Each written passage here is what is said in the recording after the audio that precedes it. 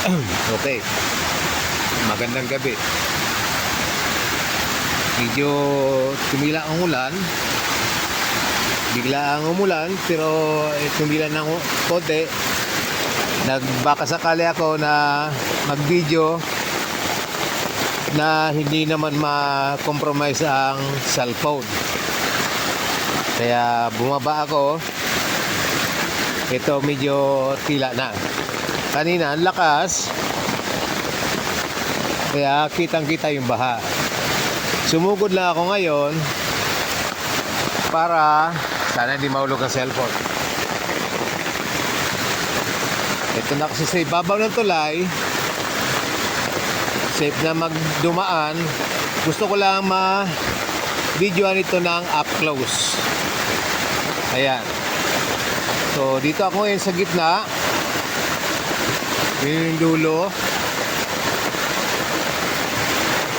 Punta natin itong sa may side ng kawayan na tulay. Itawid natin ang camera sa kabila. Ayan. So way back then, hindi makakapag-video dito dahil sa malakas na agos, ano? Pero ngayon, dahil sa may tulay na, makita ngayon sa gitna. At ito ngayon ang gusto kong mabidyohan,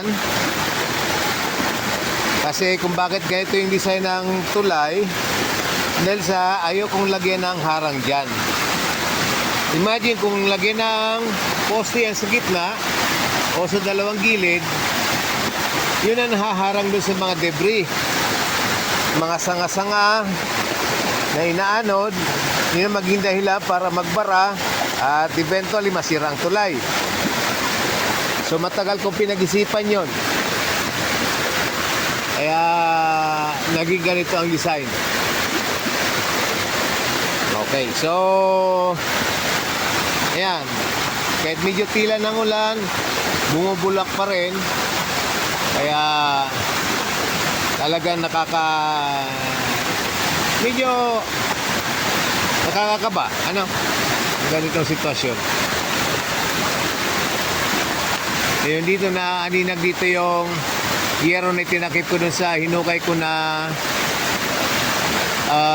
balon, aking backup na water source sana. Ayun, abot na abot siya ng tubig. Take note, hindi ito kalakasan pa na baha.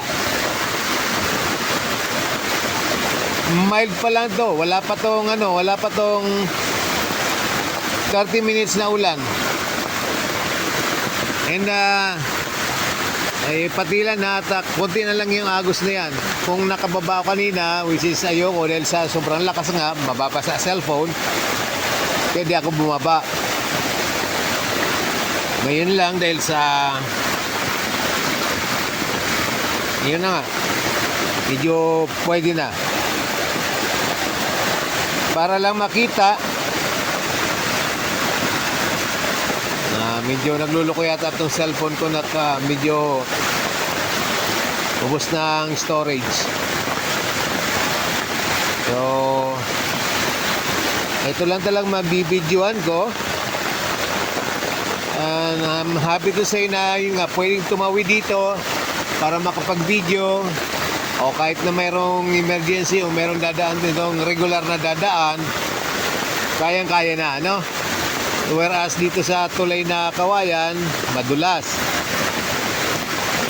Nung kalakasan ng mabagyo, itong taas na to ng tulay na kawayan, inanod yan. That was last year. So itong medyo matas ng konti itong tulay na concrete. Hopefully sana nga ay hindi naman bumigay sa baha.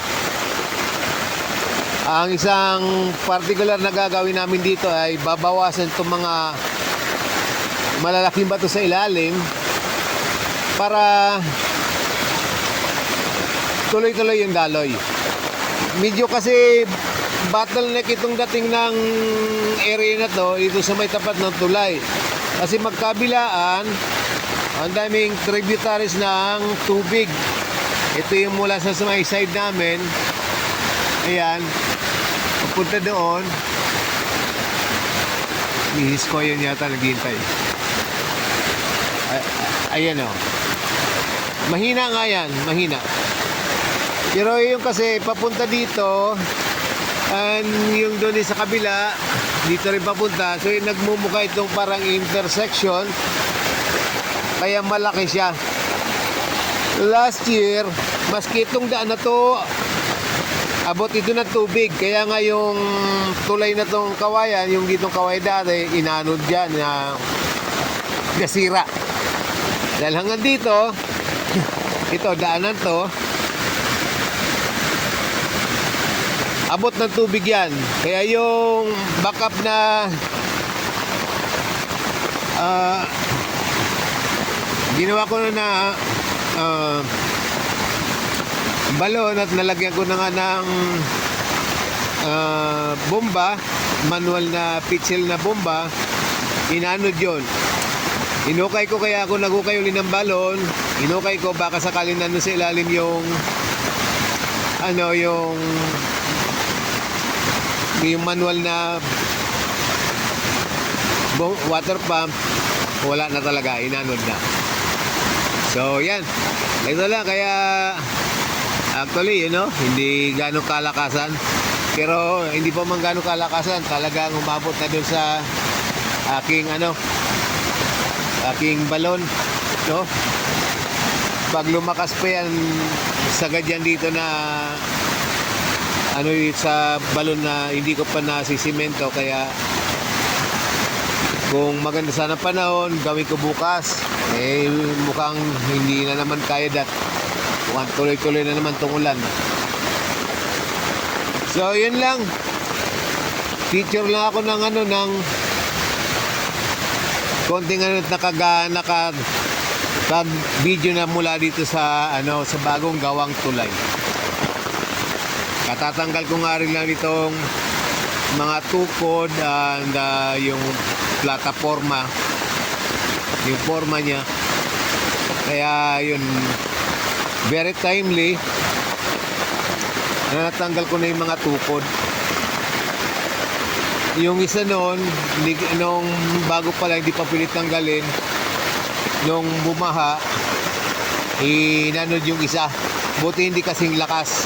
Actually, makasing lakas dito, pero yun nga, isa lang yung nadala na the rest natira pa naman yung umaanod-anod yung ibang poste, pero tumila naman yung ulan kaya natira.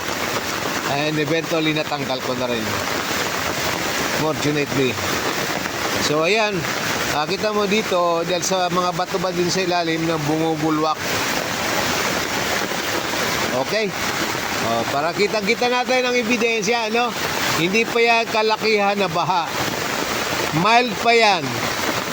Kumbaga ordinaryong ulan lang to, wala pang 30 minutes na ulan. So yun lang, pag magkaroon ng pagkakataon, bibidyo ako ng kasi na nga, pwede nang pumunta dun sa gitna ng tulay, bibidyo ako ng yung malakas na ulan, malakas na baha. Ayun ang tingnan natin kung gaano ka nervyos ang abutin natin at baka bumigay yung tulay. Mga gano'n kasi mga inabangan. Makita kung gaano katatag, kung gaano ka kagandang pagkagawa. So, yun lang. Dito na ako sa bahay. Maraming salamat.